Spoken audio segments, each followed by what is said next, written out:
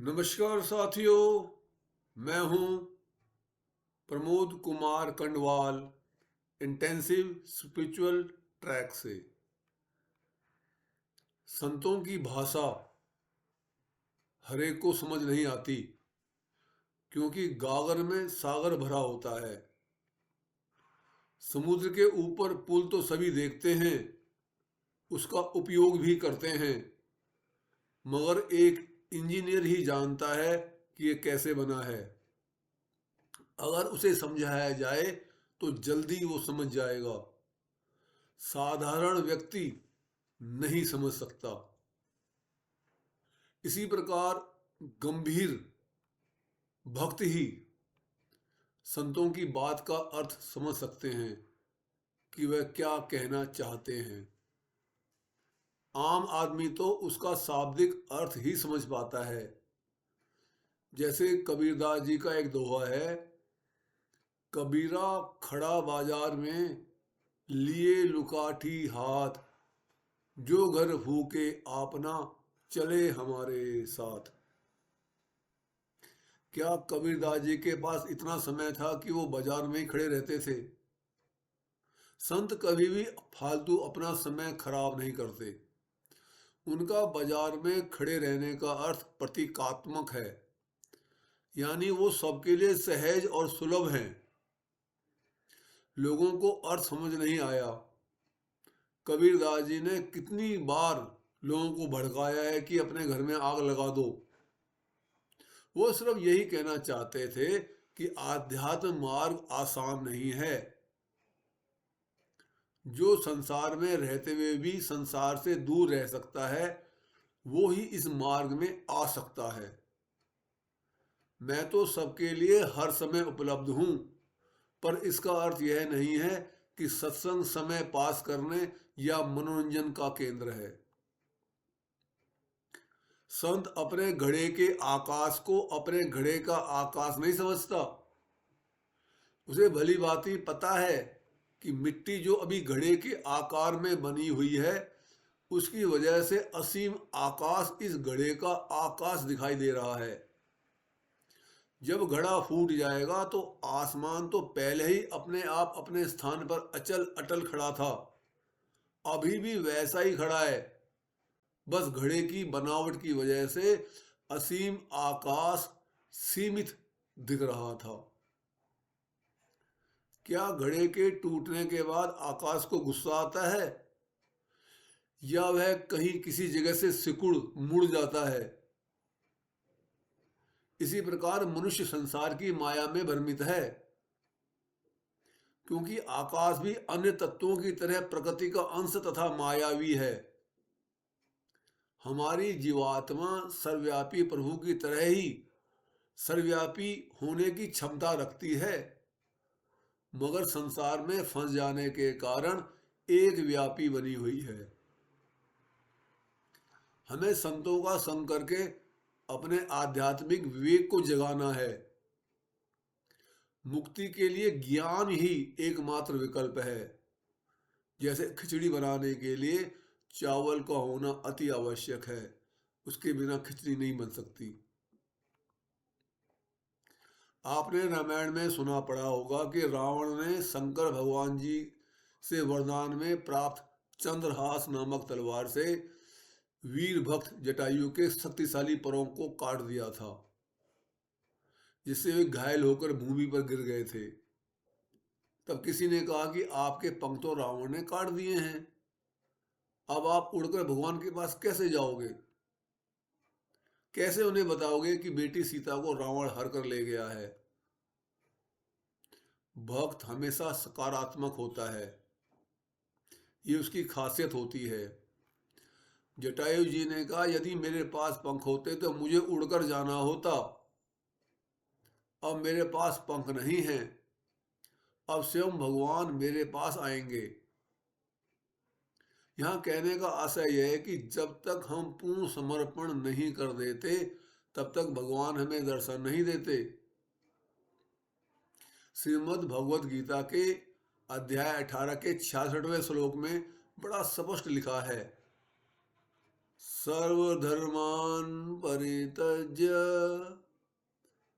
मामेकं शरणं व्रज अहं त्वा सर्वपापेभ्यो मोक्षयिष्यामि मा शुचः। तू सभी धर्म का सहारा छोड़ दे, संसार का सहारा छोड़ दे और दृढ़ होकर मेरी शरण में आ। मैं तुझे सभी पापों से मुक्त कर दूंगा, बिल्कुल निर्भय हो जा। जटायु इतने भाग्यशाली थे कि जिन श्री राम जी को अपने पिता का दाह संस्कार करने का मौका नहीं मिला, उनका दाह संस्कार करने का श्रेय पक्षी राज जटायु को मिला। इससे बड़ी मुक्ति क्या होगी। गिद्धराज जटायु जिंदगी भर नाम जप करते रहे और हमें शिक्षा दे गए कि राम राम रटते रहो, जब लग घट में प्राण, कभी तो दीन दयाल के भनक पड़ेगी कान। हम संसार के अंदर अपनी लाभ हानि का बहुत अधिक ध्यान रखते हैं। किस काम से हमें फायदा हुआ, किस काम के करने से हमें नुकसान, इसके जानने में हम परफेक्ट हैं। पर कभी हमने इस पर विचार नहीं किया कि हम भगवान की पूजा अधिक करते हैं या उनका अपमान ज्यादा करते हैं। यदि हम अहंकार रहित होकर सच्चा विश्लेषण करें तो हम पाएंगे कि हमारी पूजा के आगे परमात्मा के अपमान का अनुपात बहुत ज्यादा है।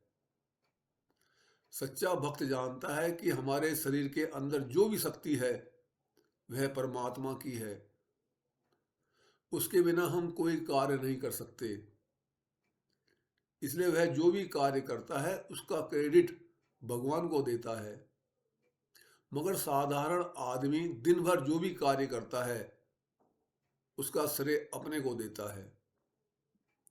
भगवान ने हमें जन्म दिया, हम हर साल अपना जन्मदिन धूमधाम से मनाते हैं, केक काटते हैं, होटल में पार्टी करते हैं, अपने जन्म का श्रेय स्वयं ले लेते हैं, भगवान को याद नहीं करते। ईश्वर की शक्ति हमारे शरीर में खाना पचाती है, भोजन में से विटामिन निकालकर प्रभु हमारे अंदर रक्त का निर्माण करते हैं, खून बनाते हैं। मगर हम कहते हैं कि हम बहुत स्वस्थ हैं, कभी यह नहीं कहते कि अंदर प्रभु की मशीन फिट है जो ये अद्भुत कार्य कर रही है। कोई अगर हमें राम राम नमस्ते करता है तो उसके द्वारा किए गए सम्मान को हम अपना सम्मान समझने लगते हैं, जबकि यह प्रभु का ही सम्मान है, क्योंकि उस संबोधन में प्रभु का ही नाम है और ये शरीर भी प्रभु का ही है। मगर हम अपने आप में फूले नहीं समाते, अपने नौकर से जरूरत से ज्यादा काम लेते हैं, उसको नौकर से अधिक नहीं समझते, जबकि उसके अंदर भी हमारी तरह ही प्रभु का अंश है। गरीब व्यक्ति यदि कुछ भिक्षा मांगने आ जाए तो देना तो दूर रहा, उसको धमका कर भगा देते हैं। भक्त रहीम जी इस सिलसिले में कहते हैं, रहीमन वे नर मर चुके जो कुछ मांगन जाई, उनसे पहले वे जिन मुख निकसत नाई। वे लोग जिनका स्वास्थ्य अच्छा है पर बहुत आलसी हैं, भीख मांगते हैं, तो वे तो पहले ही मरे हुए हैं। मगर उससे पहले वो मरे हुए हैं जो योग्य और सक्षम होकर भी उनको कुछ नहीं देते, बल्कि अपमानित करके भगा देते हैं।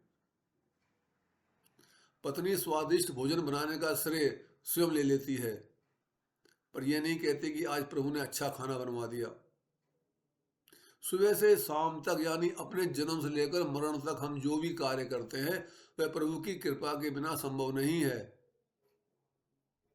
एक सच्चा भक्त अपने सभी कार्यों का श्रेय परमपिता परमात्मा को देता है, मगर साधारण व्यक्ति ऐसा कभी नहीं करता।